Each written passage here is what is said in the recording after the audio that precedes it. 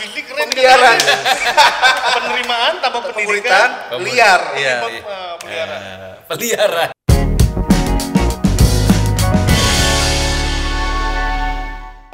Randy dan Billy. Nah, oke. Jadi judulnya sekarang Sapi X Hauge. Sapi X X Hauge. Hari ini kita ngomongin sapi itu bukan binatang ya. Ya, bukan Binatang ya. Sapi itu adalah sahabat pemimpin. Oke. Dan Hauge ini juga bukan babi hutan, hawk. Ya. Oh ya, Oke, Iya, Hawk. iya. Ini Gimana perbincangan sih? Tapi perbinatan. Hauge ini adalah home for generation. Oke. Gitu. Nah, Poinnya? kita bahas ini adalah karena ternyata dua komunitas ini ada kegerakan yang sama. Oh gitu ya? Iya. Lu jangan sok-sokan lu anak Hauge. Ceritanya pura-pura baru Iya, tahu. Pura-pura baru tahu. Nah, yaitu adalah menjadikan home bagi pelayan Tuhan, bagi jemaat yang ada. Oke. Itu keren tuh, ya kan? Karena orang tuh perlu yang namanya diterima. Oke. Nah, sekarang kita mau tahu dulu nih. Kalau Hauge kan sering kita bahas ya. Ya. Sapi tuh gimana sih awal mulanya tuh sapi itu terbentuk, Bro? Sapi, sahabat pemimpin. Sahabat pemimpin. Iya, ini sebenarnya sejarahnya boleh dibilang cukup panjang ya. Nggak apa-apa. Tapi nggak apa-apa ya, Santai. kita kulik ya. Santai. Jadi awal mula sahabat pemimpin itu tercetus di benak gua ketika ada satu kejadian yang cukup menghebohkan dunia persilatan Kristen ya, pelayanan gitu. Ada seorang pendeta dari Amerika namanya Jared Wilson. Nah, Jared Wilson ini adalah seorang pendeta yang juga punya pelayanan banyak bergerak di bidang mental health. Gitu. Oke. Karena memang dia punya masa lalu pernah juga mengalami mental issue, lalu dia overcome itu. Dan kerinduannya adalah untuk bisa menjangkau orang-orang yang lagi menghadapi masalah yang sama itu. Oke. Nah, tapi ternyata di dalam perjalanannya si Pastor Jared ini juga belum benar-benar lepas. Dia pun struggle dan sampai akhirnya dapat kabar bahwa ternyata Pastor Jared ini suicide. Dia melakukan tindak bunuh diri. Gitu. Nah, kalau nggak salah, kalau nggak salah nih, Gary Wilson ini Pastor Gary Wilson ya? Yes, Pastor Jared Dia Wilson. kalau nggak salah punya yayasan mental health gitu ya? Iya, betul. Oh iya, masuk benar dia. Itu tahun 2000. Jadi dia punya yayasan nyembuhin orang kena mental tuh. Gitu ya, kalau nggak salah ya? Iya. Dan pada akhirnya dia bunuh diri karena mental health. Betul, karena dia juga ternyata masih struggle dengan itu dan selidik punya selidik ternyata memang istrinya itu kurang suportif terhadap dia gitu. Jadi beberapa kali ketika dia lagi struggle dengan itu dia malah dibikin ngedown dengan Dapat pressure lagi tuh. betul. Ayub banget ya. Sedangkan orang Kristen satu seumur hidup. Iya, Nggak bisa ganti. nggak ada pilihan. Nggak ada option ya. Jadi balik lagi nih, hati-hati pilih pasangan hidup. Nah, itu tema yang berbeda ya. Dino makin takut dong ya. Lu bertiga udah mirip. Lanjut dulu Mas, ya? lanjut dulu. Terus. Nah, terus Gary Wilson. aku merenung juga kan, kenapa sih seorang Pastor Jared ini bisa sampai mengakhiri kehidupannya? Apakah dia punya satu ruang yang aman, mungkin sesama hamba Tuhan, sesama pelayan Tuhan yang bisa saling support dan menguatkan saat dia menjadi lemah gitu. Dan buatku rasanya ini satu wadah yang sebenarnya urgent dimiliki oleh para hamba Tuhan, tapi seringkali awareness-nya nggak ada gitu kan. Iya. Nah, sampai satu ketika aku dipercaya untuk bawain satu conference, itu di daerah mana ya namanya, aku lupa, di Tangerang lah pokoknya gitu. Nah, aku bawain sesi kedua kalau nggak salah. Nah, di situ aku singgung memang di mimbar bahwa pemimpin itu juga manusia yang punya keterbatasan, punya kelemahan, dan mereka nggak bisa jalanin hidupnya sendirian, pelayanan sendirian, dia butuh support dari yang lain gitu. Dan waktu aku bicara tentang sahabat pemimpin itu, nggak lama sebelum itu, beberapa menit sebelumnya, Pastor Raditya Oloan almarhum tuh datang bersama dengan rombongannya tuh anak-anak muda kan, karena beliau akan ngisi sesi setelah aku gitu. Dan waktu itu dia duduk, sebelumnya kita memang sudah kenal gitu kan, dan ketika aku membicarakan tentang sahabat pemimpin. Nah, frase ini tuh ditangkap sama dia, sahabat pemimpin gitu. Oke. Nah, jadi waktu selesai aku bawain sesi itu, kita ketemu, tos-tosan ngobrol gitu kan, dan ternyata dia bilang, bro, ini sahabat pemimpin sih nggak boleh enggak nih, harus dijalanin nih, harus benar-benar direalisasikan, nggak boleh cuma konsep doang gitu. Wah, oh iya betul bro, gue setuju banget. Ayolah kapan kita bikin gitu kan. Nah itu 2000 berapa ya? 18 deh kayaknya, 18. Nah udah ketemu di sana, sahabat pemimpin ya masih ada di angan-angan gitu kan. Tapi ya namanya kesibukan masing-masing ya, fokusnya juga banyak gitu kan. Akhirnya 2019 tuh, karena itu 2018 akhir, 2019 tuh lewat, nggak ada omongan apa-apa gitu kan. Nah sampai ke 2020 pun masuk pandemi. Aduh, nggak lagi kepikiran soal itu kan. Ya ini kita lagi transisi. Fokusnya Iya, dari onsite ke online segala macam. Sampai akhirnya 2021 awal, Pastor Radit WhatsApp lagi, dia bilang, bro, gimana nih sahabat pemimpin? Belum kejadian juga nih. Oh iya benar bro. Ayolah, kapan kita ngomongin gitu kan? Akhirnya kita tektokan via chat. Sempat sekali waktu kita live Instagram bareng waktu itu ngomongin soal ide sahabat pemimpin ini supaya bisa dibangun awareness-nya juga kan. Dan itu emang animonya cukup tinggi karena aku rasa ini emang kebutuhan ya. Semua orang merasakan kan pelayan Tuhan. Iya ya, gue butuh komunitas nih, gue butuh wadah yang aman untuk gue bisa ceritain struggle gue gitu. Nah setelah live Instagram itu nggak lama kemudian ya dapat kabar Pastor Radit positif COVID gitu kan. Dan dalam perjalanannya ternyata memang ya beliau dipanggil Tuhan gitu kan. Dan ketika kita kehilangan Pastor Radit waktu itu kayak merasa apa ya, gila nih mimpi kok belum kesempatan kejadian lagi nih, padahal kita udah mau eksekusi nih arahnya gitu. Akhirnya gue menangkap ini sebagai sebuah amanah gitu kan. Ini sebuah amanah yang perlu untuk gue realisasikan gitu. Dan akhirnya ada grup namanya Creator for Next Gen ya. Creator for Next Gen itu, dan gue lempar ini jadi visi bersama gitu. Jadi waktu momentumnya adalah beberapa hari setelah Pastor Radit berpulang, lalu kita mulai kayak ngomongin, iya gue punya memori begini, begitu, begini. Nah, gue langsung aja gue pikir Tuhan, biarlah visi ini biar jadi visi bersama. Aku mau lempar ke anak-anak creator.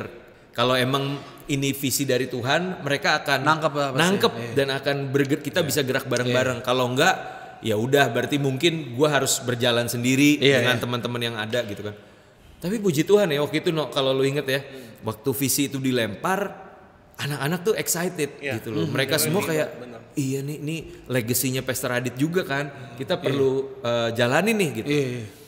Dan ya dimulai itu Pastor Radit berpulang Mei 2021, Juni 2021 itu kita kick off tuh, kita launching, kita mulai. Sekali bikin Zoom meeting waktu itu ya 300-an yang datang. Fasilitatornya pun itu dari yang senior, ya seniornya tapi bukan yang seopaniko juga ya.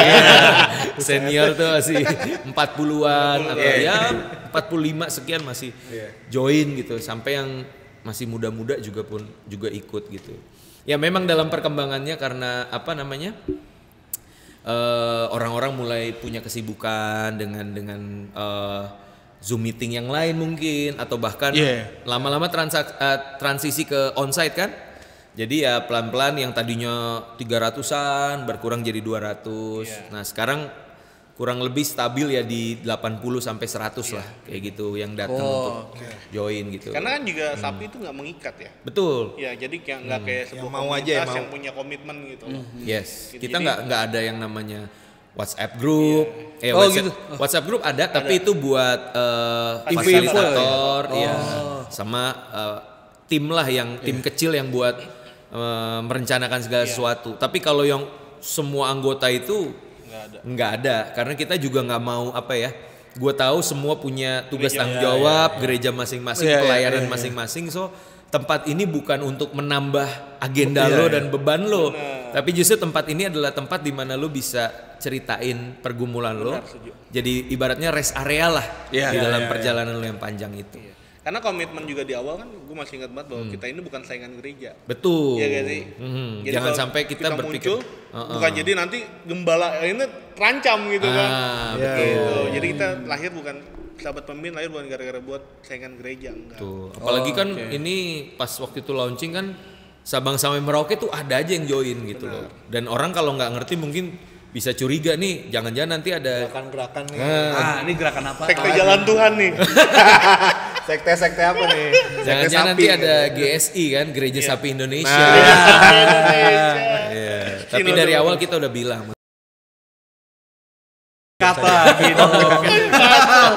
ya kira-kira lebih gitu sih awal mulanya ya, dan puji Tuhan berarti sekarang kalau dari 2021 Juni 2022 udah setahun setengah lah berjalan gitu. Nanti anniversary-nya yang kedua di bulan Juni 2023 gitu. Wow. Nah, itu udah onsite Pester. Sejauh ini kita masih online, Online aja dan belum terlalu ada arahan ke sana sih ya. Soalnya sama-sama Merauke juga ya. Betul. Oke. Baik kok. Kayak visi pemuda ya. Iya. Berarti ini waktu itu udah jadi fasilitatornya ya? Oh iya. Nah, kalau gue pengen tahu nih misalkan itu kan bukan saya yang gereja, itu wadah rest area. Itu kalau barisan baper pengen tahu nih, anjir kok barisan nih. Anak baper mau tahu nih. Emang barisan baper. Barisan baper ya? Lo tuh kayak ngasih nama siapa? Yemima. Yemima. Oh. Yemima ngasih tau apa Yeme? Barisan baper, barisan baper udah. Misalnya kalau anak pengen tahu nih barisan baper pengen tahu tuh simulasi sih gimana sih, Wester? Apakah dia ada Tunggu sebelum masuk lebih jauh, tanya dulu HOG itu gimana munculnya. Oh iya. Kan pembukaan nih. Gitu Oh, dong. kepanjangan. Gue pikir langsung ke sapi terus. Langsung dulu. Oke, nih kan tadi sapi nih. Iya. Kita sekarang ngebahas tentang Home for Generation. Oke. Gitu. Apa sih ya, kenapa Home for Generation ini lahir dan kenapa Bill tuh punya visi tentang home di gerakan anak Di gerakan anak muda. Gitu. Kan padahal gerakan anak muda udah ada tuh dulu tuh. Banyak sekali. Banyak ormas-ormas. Ormas. Home. Sebenarnya seruan denger Kak Randy nih. Aduh, enggak. Iya. Kayak oke udah sering banget gitu. Enggak apa-apa. Tapi baper belum pernah ya Hauge secara langsung. Bener. Belum ya? Pernah. Kan waktu itu ini di-cut kan? Iya. Hilang kan yang ini? Iya sih. Jadi ngomongin Hauge belum pernah. Iya. belum pernah ya? Kita udah hampir 2 tahun ini. Belum pernah ngomongin Belum HOG. pernah. Oh, belum pernah ya? Iya. Oh iya. Jeremy datang buat pribadinya. Berarti ini emang rendah hati sekali. Aduh. Tidak suka membesar-besarkan gitu. Saya sombong. Ya udah. Lanjut. HOG itu gimana sih lahirnya? Oke. Mungkin gue mulainya gimana? Bingung juga. Enggak lah, bercanda. Oke. Mungkin kalau dari HOG, gue harus cerita dulu kronologisnya nih. Kenapa gue bisa sampai ke titik di ngebentuk namanya komunitas namanya Home for Generation gitu ya. Nah jadi memang awalnya itu kan sebagai anak hamba Tuhan itu gue bukan orang yang mencerminkan seorang anak hamba Tuhan. Ya, jadi bapaknya pendeta, anaknya Pendekar. gitu ya. Jadi emang gue nggak tahu kenapa dari kecil orang tuh suka ngomong kalau anak hamba Tuhan biasanya lebih nakal biasanya gitu loh.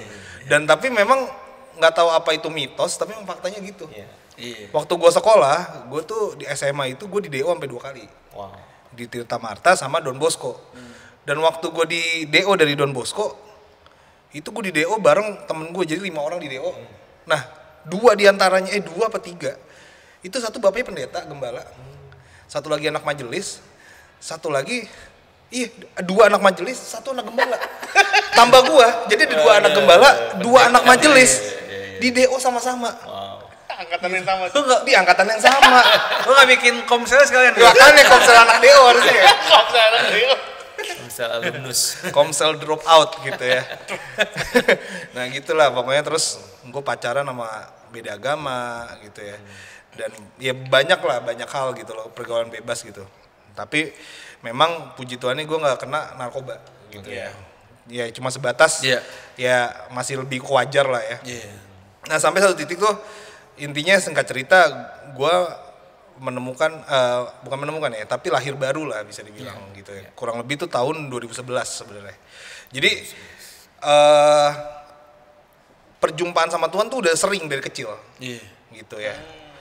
Dinubuatin sering gitu loh. Terus dapat bahasa roh juga, gue SD dapat bahasa roh gitu ya, di apa tuh namanya, tumpang tangan sama Pak Ari ya, waktu gue di sekolah minggu tuh.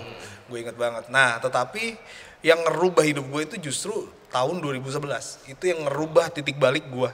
Itu benar-benar perjumpaan di mana tuh gue benar-benar berubah lah di situ. Nah dari 2011 itu intinya memang gue jatuh bangun gitu Kak. Gue jatuh bangun, banyak jatuh bangunnya.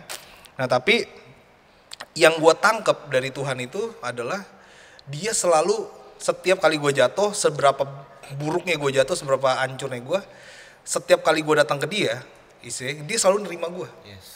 Gitu loh. Nah gue taunya dari mana? Perasaan damai sejahtera itu. Nah perasaan damai yang gak pernah gue temuin dimanapun. Gitu. Jadi kan gue ini memang dulu profit oriented lah, karena kan businessman. Gue emang cita-citanya gak pernah mau jadi pendeta kan. Semuanya bisnis. Nah, walaupun memang bisa dibilang bisnis gue cukup lancar, penghasilan gue cukup untuk anak umur 20-an waktu itu masih udah keren gitu lah ya menurut gue. Tapi gue nggak pernah menemukan kedamaian, kenikmatan waktu gue di dalam hadirat Tuhan. Nah, itu yang membedakan dari semuanya itu loh. Nah, itu yang membuat gue makanya percaya bahwa istilahnya Tuhan ini nerima gue. Jadi setiap kali gue berdosa, gue kembali sama dia, Tuhan terima gue balik. Jadi perasaan damai itu yang gue tahu ini confirm gitu. Oh Tuhan terima gue balik. Gitu kayak gitu. Nah dari situlah, dari setiap kali gue jatuh dalam dosa dan gue bertobat, dia terima gue kembali. Dari situlah tercetus yang namanya Home for Generation. Jadi Home for Generation itu base-nya sebenarnya adalah penerimaan. Gitu. Dan jadi memang gue tuh pengen bikin sebuah komunitas di mana tuh kita nggak perlu. Nah gue suka banget tadi kata-kata lu tentang sapi yang merasa aman. Ada ruang aman itu. Ruang aman. Nah itulah yang pengen gue tuju sebenarnya di Home for Generation. Di mana tuh anak-anak yang ada di Home for Generation itu lu nggak perlu takut jadi orang lain. Lu nggak perlu takut jadi diri sendiri. Lu harus merasa aman dengan diri lu sendiri. Gitu. Intinya contohnya gini, misalnya kita, ya lu kan juga bergerak di anak muda kan. Lu tahu labilnya mereka. Lu tahu dosa-dosanya lah ya. Gitu. Untuk konsisten kan anak muda lo tau sendiri ya. Susah banget gitu loh. Nah, akhirnya di pelayanan gue banyak banget ketemu anak-anak yang jatuh bangun dalam dosa. Terutama dosa seks, pornografi dan lain sebagainya. Nah, jadi ada satu anggota gue ya, pengerja gue, memang dia tuh kecanduan namanya onani. Dia kecanduan dan kecanduan pornografi. Gitu. Jadi tuh dia kalau udah datang sakaunya nih, itu dia ya paling kuatnya cuma nahan 2-3 hari doang. Gitu. Jadi 2-3 hari tuh ya udah top lah. Gitu. Nah, tapi puji Tuhan sekarang nih dia udah bisa mau 2 bulan dia bisa tahan sampai 2 bulan. Nah, kenapa bisa gitu? Karena dia selalu cerita sama gue. Gitu. Maksudnya gini, Kak, gue jatuh. Kak, gue jatuh gini. Dan gue nggak pernah menghakimi dia. Gitu. Maksudnya gue nggak pernah bilang, lu jatuh lagi sih. Lu kan udah pelayan Tuhan. Gue nggak pernah. Nah itu tuh. Lu udah pelayan Tuhan. Iya. Lu kan udah pelayan Tuhan. Lu udah pengerja. Harusnya lu nggak boleh jatuh dong. Gitu. Gue nggak pernah gituin dia. Justru malah gue kasih pengertian. Gue support terus. Nah, salah satu caranya adalah kalau udah kecanduan pornografi kan udah bukan cuma ngomong roh ya, itu ngomong psikologi. Iya, betul. Ya kan? Nah, ke psikologi. Nah, psikologi itu kalau dari yang gue belajar, ya, intinya kita nggak bisa merubah orang tuh dalam waktu 1 hari. Sekejap ya. Iya kan, sifat orang kan nggak bisa dirubah sehari kan. Apalagi udah jadi addict ya. Iya, udah terikat kayak gitu kan. Nah, caranya yang gue lakukan adalah dengan ngejadwalin dia. Jadi gue jadwalin gitu. Tunggu, jadwalin apa nih? Jadwalin. Jadwalnya harus ini konsisten nih. Jadi gini. Ada progres ya. Iya. Jadi misalnya nih dia Nanti kalau udah 10 dapat gratis 1 gitu. Iya. Jadi misalnya nih dia kan bertahannya cuma seminggu nih. Nah, gue bilang yaudah ya, lu boleh lagi pas hari ke-8. Ada ya minimal. Jadi ada progresnya. Gitu. Dan akhirnya bener, karena gue gituin, gue jadwalin gitu ya, dia bisa tahan sampai 2 bulan. Kurang lebih sampai 2 bulan. Dari yang setiap hari kan. That's good. Gitu. Dan itu gue bukan cuma ke satu orang, ada beberapa orang yang punya masalah yang sama dengan onani, dengan pornografi, gue gituin juga. Ya udah gitu. Ini menarik sih karena biasanya kan langsung harus 100% Iya. Ya, doa Susah, terus. kalau edik itu udah susah banget. Iya. Susah, berat nggak bisa. emang. Iya. Misalnya orang ngerokok ya, edik, berhenti sekarang. Kayaknya nggak bisa. Bisa jadi bukannya berhenti dia malah diem-diem. Iya. Berhenti bicara ya, berhenti cerita. Cerita. Betul. Ya, nah dari situlah makanya intinya memang kalau di Haugi ini memang latar belakangnya dari diri gue sendiri sebenarnya. Iya, iya. Pengalaman gue dengan Tuhan yang gue bawa ke Home for Generation. Dan memang yang gue lihat dari apa yang gue transfer ke mereka, mereka transfer juga ke orang lain. Jadi mereka sendiri pun nerima orang apa adanya. Yes. Gitu lah Oke. intinya. Kenapa pakai kata home bukan house? Iya. Kenapa home ya? Ya karena Menarik kan home kan? house itu kan bangunan. Ya kan? Tapi walaupun house-nya good, tapi belum tentu dia home. Kan? Lebih ke Oke. perasaan. Iya. Iya. Home itu bicara tentang suasana. Suasana. Suasananya. Iya kan? Betul. House-nya boleh bagus, Bangunan ya. tapi dalamnya bisa berantakan. Iya. Banyak orang kaya yang rumahnya bagus banget, Iya. dalamnya pecah belah. Broken Iya. gitu loh. Broken home kan namanya, bukan broken house. Nah, tapi ada yang mungkin ada yang rumahnya sederhana gitu kan. Rumahnya mungkin ya nggak bagus, nggak besar, tapi di dalam itu hangat banget. Keluarga banget. Oke. Gitulah makanya kenapa home bukan house for generation. Iya. Karena mungkin banyak ya gereja-gereja tuh yang bagus segala rupa. Mungkin ya. Tapi di dalam itu ada oknum-oknum malah yang menghakimi. Ya kan? Makanya terjadilah sebuah ruangan yang nggak aman bagi mereka. Iya. Harusnya makanya tadi gue ambil ada kata yang disepakati adalah rasa aman. Aman, gitu. itu Nah, dia. makanya sebenarnya harinya harusnya gini, gereja itu menjadi tempat di mana orang-orang tuh bisa bercerita satu dengan yang Iya. lainnya. Iya. Rasa aman itu. Bener. Itu rasa aman. Khususnya anak muda ya. Khususnya anak muda. Ya. Karena misalnya gini, kayak contoh Sapi nih. Kita sebagai pemimpin tuh butuh cerita gak sih? Iya, Iya. betul. Butuh cerita. Tapi permasalahannya banyak seorang pemimpin yang cerita dengan oknum yang salah dihakimin. Mending cuma dihakimin, Gimana? dibocorin. Dibocorin. kemana-mana. Gue pernah lagi sama pemimpin gue juga. Allah tuh ngomongnya bocorin nih gini, bro. Lu tau no itu no. Bro, tau gak? Ini buat kita doain ya, bro. Iya. Buat kita doain. Ini kitain no. Kita aja ya. Jangan Kita bilang-bilang aja ya. ngomongnya Seribu orang kitain. Iya, kita aja. Doa pekerja. Viral. Sebenarnya ini buat kita doain sih, bro. Gitu. Lalu omong sama kayak juga di Home for Generation. Ketika ada orang yang berbuat dosa, akhirnya dia nggak berani cerita. Kalau dia dihakimi, dia nggak akan berani cerita. Makanya bener yang tadi kita bilang bahwa orang itu bukannya berhenti melakukan dosa, tapi berhenti untuk cerita. Iya. Dan itu yang very dangerous. Betul. Gitu. Nah, kalau misalkan nih, berarti kan di dalam itu banyak kasus ya, yang kita Iya, temuin ya. betul, Nah, kasus. kalau di Home for Generation ada kasus-kasus apa aja sih yang ditemuin yang pernah lu denger ceritanya? Nanti di Sapi juga kita akan tanya. Yang paling epic menurut gua. Paling epic adalah saat gua tahu pengerja gua. Pengerja nih, Pengerja ya. bukan jemaat ya. Bukan jemaat.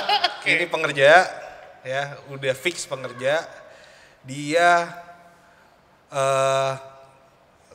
dia terancam menghamili istri orang. Terancam. Itu yang paling Jadi parah. belum tahu hamil atau enggaknya. Iya. Masih. Jadi udah Lu nggak berbuat. terkejut, bro? Iya, terkejut gua. Mikir gua. Jadi dia terancam menghamili istri orang. Gitu. Jadi dia udah bermain dengan istri orang. Gitu. Itu yang menurut gua paling epic tuh. Terus gimana? Apa yang terjadi? Apa yang terjadi? Ya gua ambil golok lah. Bikin malu, enggak lah, bercanda. Dia bener-bener. Bercanda. Kalau dia cerita nih sama lu nih.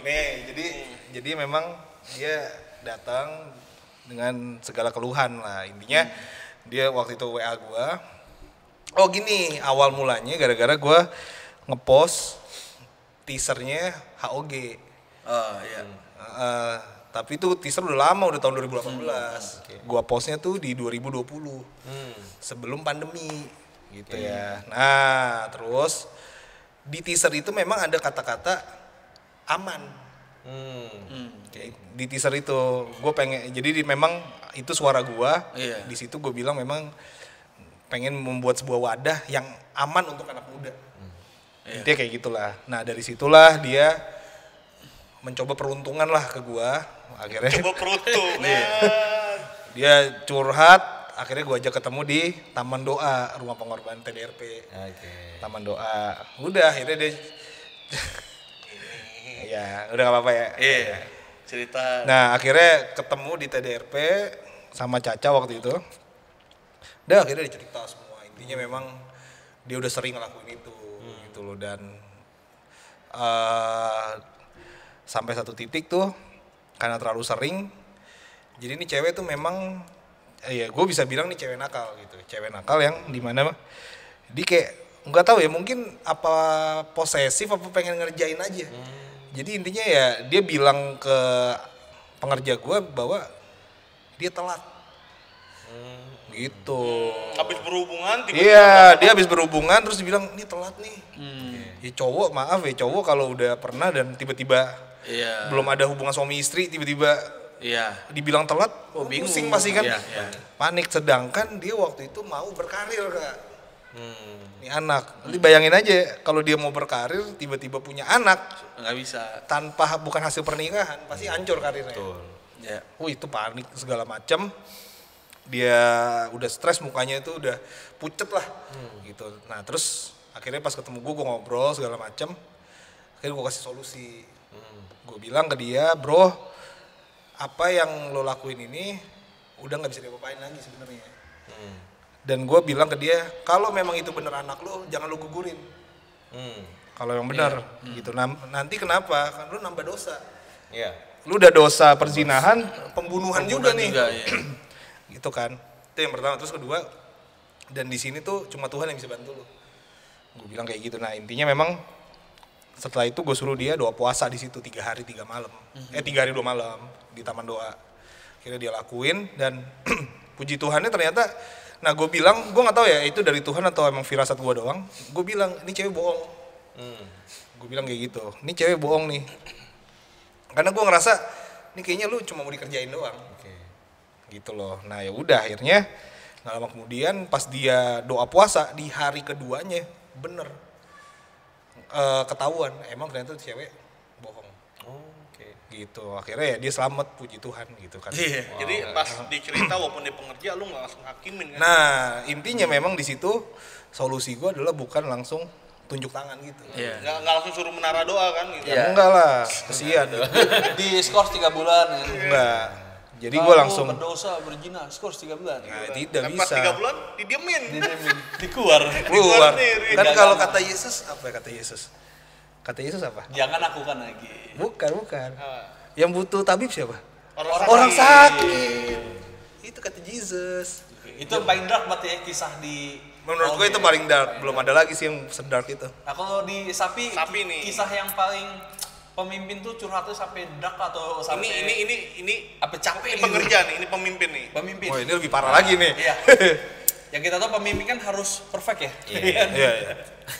Tapi ya walaupun namanya saat pemimpin, kadang yang join pun nggak semuanya at the top level. Kadang ada pekerja juga, ada ya Minimal dia memimpin dirinya sendiri ya. memimpin dirinya sendiri. Benar. Atau pemimpin rumah tangga gitu. Nah, ya sebenarnya cukup banyak sih ya problem-problem dari teman-teman di sahabat pemimpin itu, mulai dari yang simple seperti bagaimana dia burn out dengan segala aktivitas pelayanan tapi bingung. Di satu sisi dia merasa gue punya tanggung jawab, gue harus terus mengerjakan ini, tapi di sisi lain emang udah bingung, udah capek nih, gue desperate mau cerita ke siapa kalau gue lagi dalam keadaan begini gitu kan.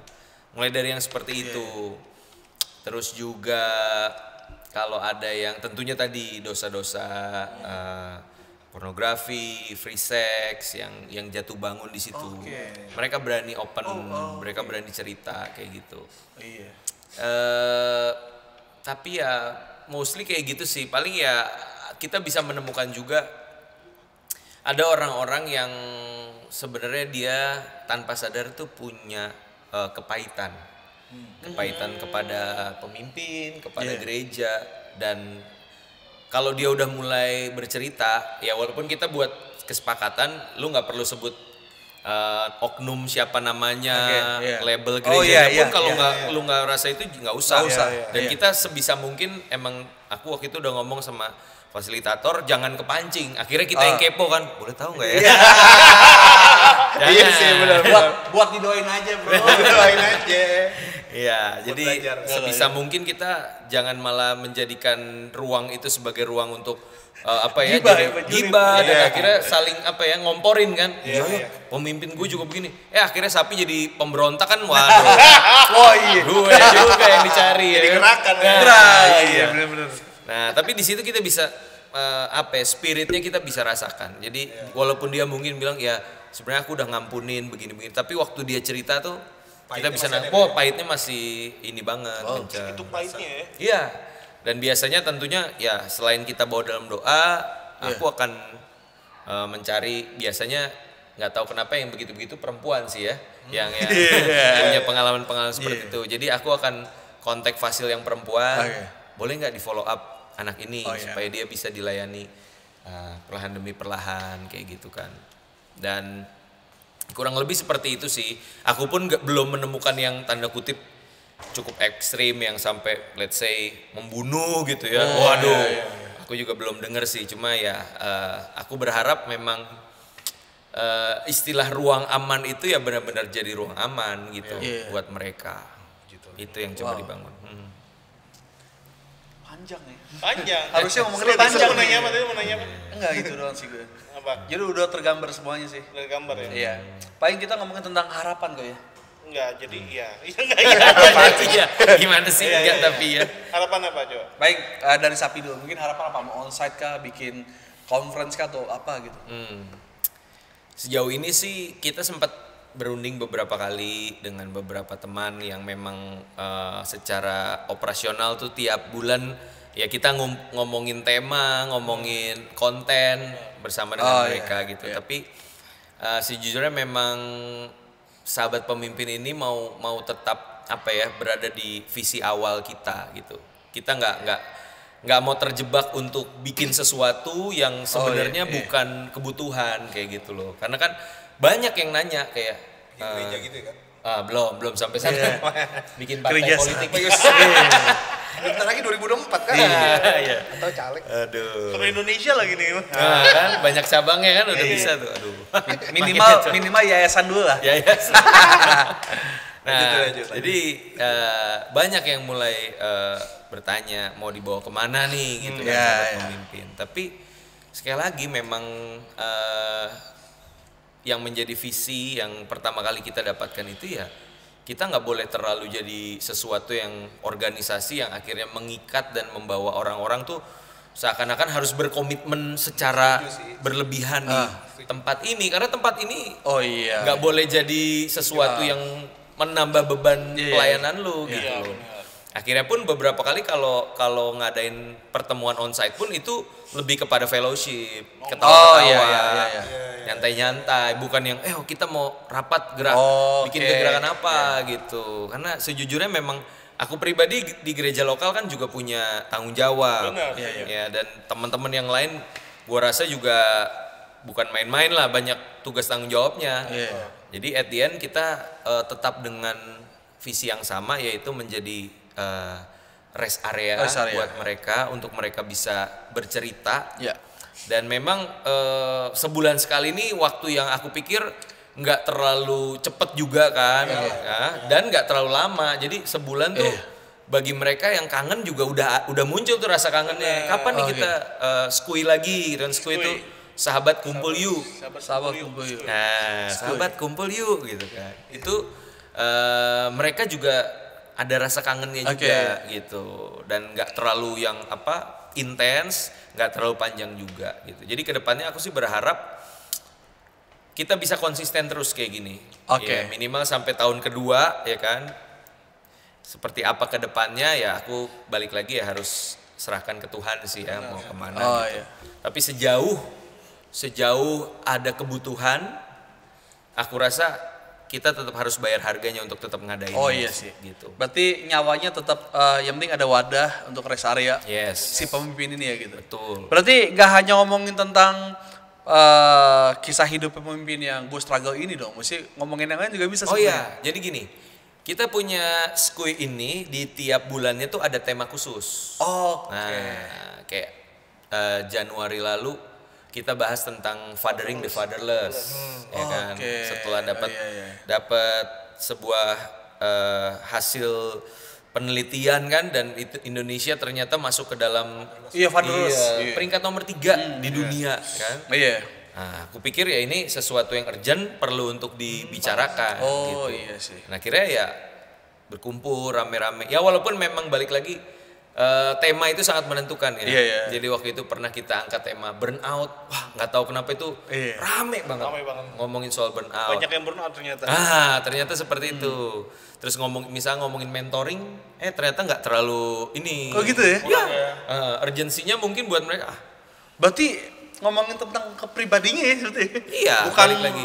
bagaimana mengembangkan kepemimpinannya gitu ya. Nah, kadang memang mungkin Kebutuhannya gitu. Iya, kita bisa menilai sebenarnya Iya. apa namanya generasi muda, pemimpin generasi muda tuh sejauh mana sih ininya tingkat urgensinya mereka gitu. Nah, nanti misalkan Valentine nih ngomongin relationship, gue yakin rame.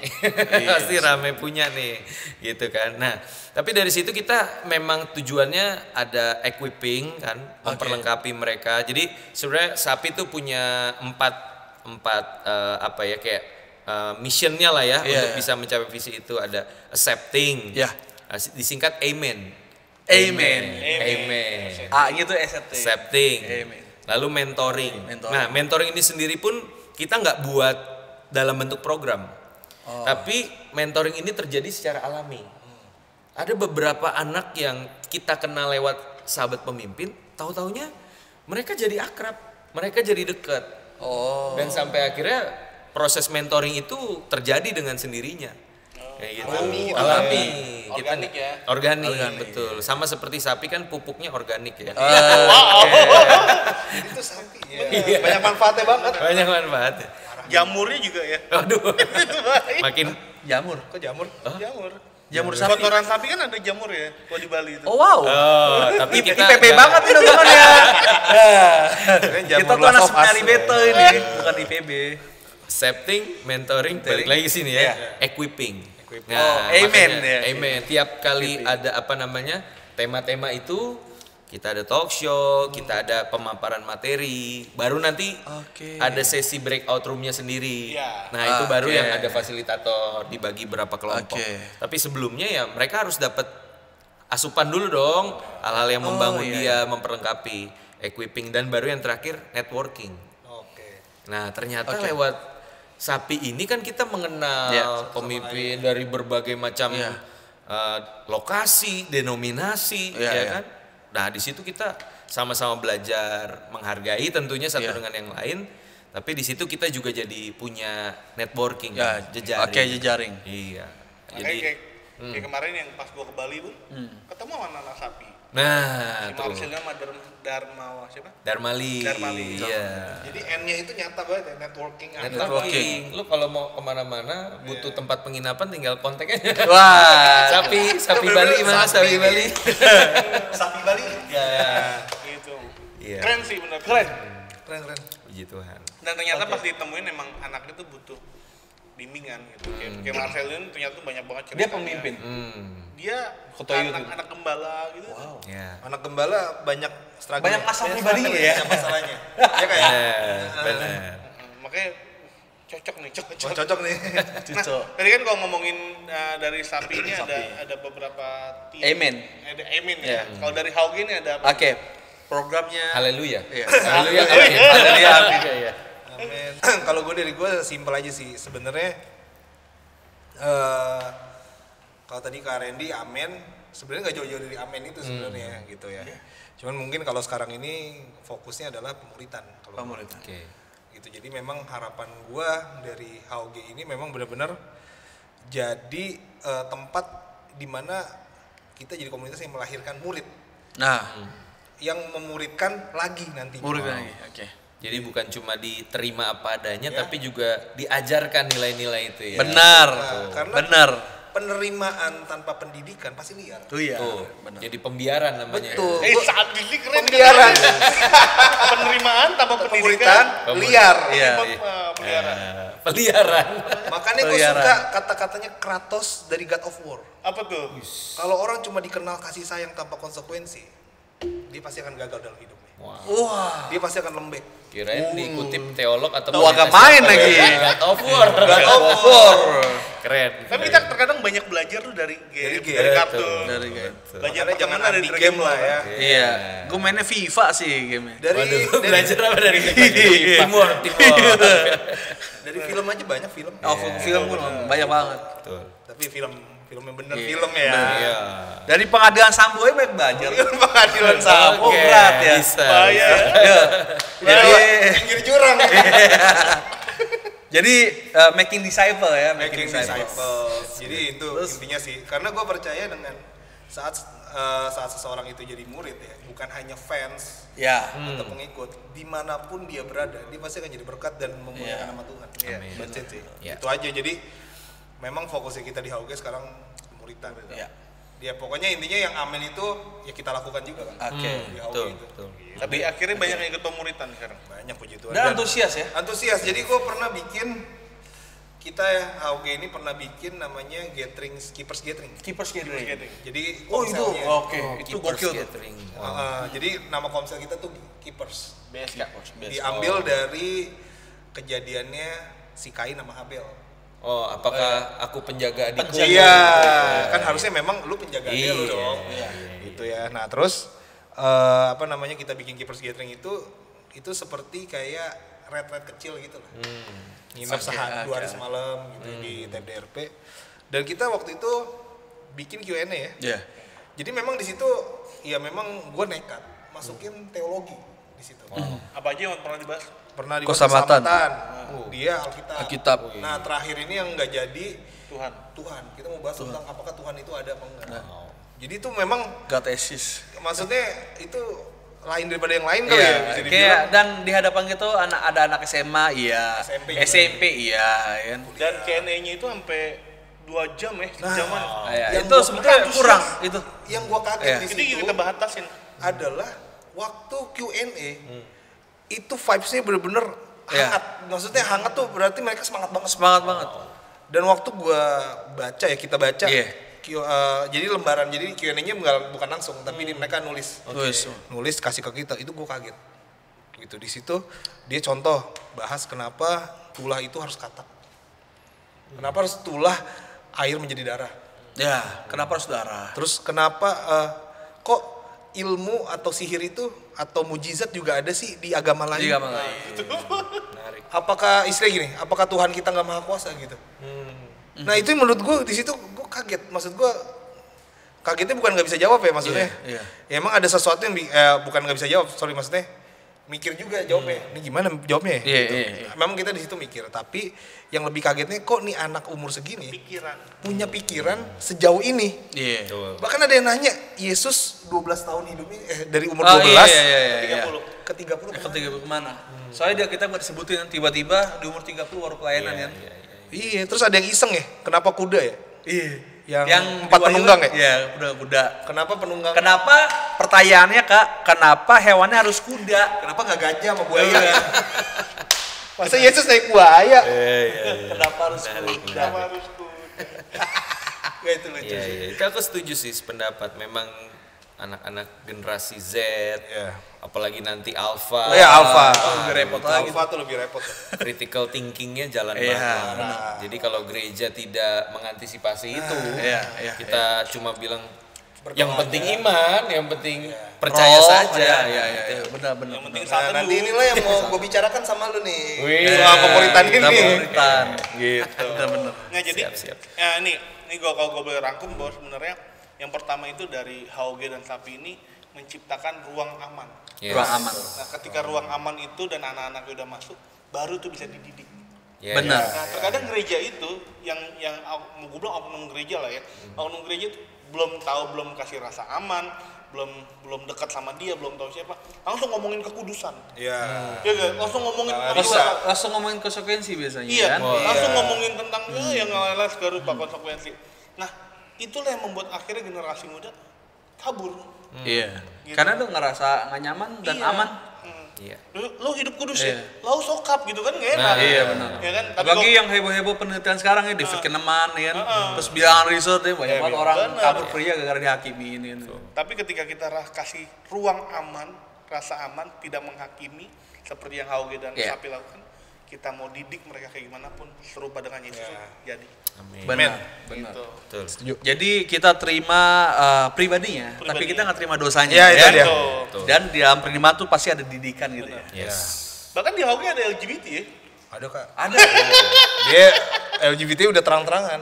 Oke. Pakai crop apa nih crop top? Cowok. Wow. Pakai crop top. Rajin datang Hauge. Baca ini cewek, tas cewek. Pasti Tapi- minum kopi, udah temenin sama anak-anak. Wih kemana? Nggak ada yang nolak. Nggak ada yang Nggak ada yang nggak ngakimin, Nggak ada gitu. yang ih najis enggak. Iya. Tapi khotbah kita anti LGBT Iya. tetap. Gue pernah khotbah di Ibadah Raya soal LGBT. Gitu. Bagi gue bilang LGBT itu bukan ciptaan Tuhan. Gue bilang. Itu bukan bawaan lahir. Gitu. Orangnya dengar, tapi tetap datang ke youth. Iya. Gitu kan Terus berarti dia Atarko nangis ya kan. altar call nangis. Selesainya sampai dicape kan. Serius, jadi sampai saya sampai capek gitu benar. Udah gitu. Dia betah di sini. Berarti emang dia mendapatkan rasa aman itu. Iya. Penerimaan itu penting. Betul. Itu yang paling penting. Nanti kan dalam proses progresnya ya kita serahkan kembali kepada Tuhan Kepada ya. Tuhan. Ya, Tuh. Yang Karena penting yang kita bisa- tetap setia menabur. Yang bisa bikin bertobat kan cuma Roh Kudus. Tuh. Kita nggak bisa. Kita cuma jadi fasilitatornya doang. Yes. Oke, itu aja nih, keren banget. Oke, keren. Seru banget ngomong tentang Hauge dan Sapi. Thank you banget thank you. buat Billy, thank you banget buat Randy. Halo, Randy, Kobilly, Kobilly. Oke, teman-teman. Oke. Thank you semua. Tonton video berikutnya. Tuhan Yesus memberkati. God bless.